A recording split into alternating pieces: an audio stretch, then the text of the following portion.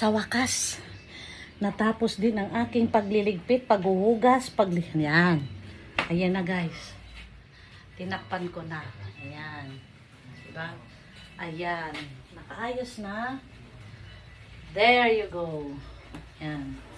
So ngayon, ito naman, nakapag-mop na si Joab. Nakawalis na rin siya. Ayan. So,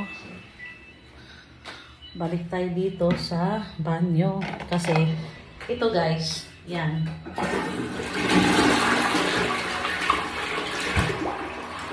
Bago kami aalis, di ba tatakpan? Bubuhusan ko ng Sunrox. Ayan. Para nakababad ang Sunrox. So, kahit matagal, yung tubig na nag-stagnant, hindi siya mangingitim. Ayan.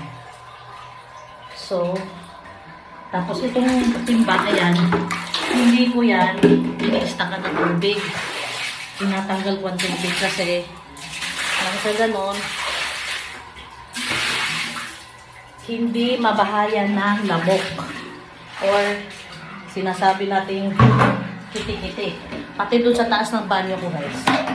Hindi ko yun tawag ito.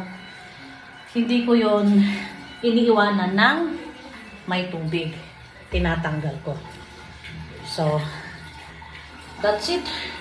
Ito, nakahanda na yung Sunrox. Ayan. Mamaya ako nabuhusan yan bago kami aalis. Bago namin ilak ang pinto. Bubuhusan ko na yan. Bye!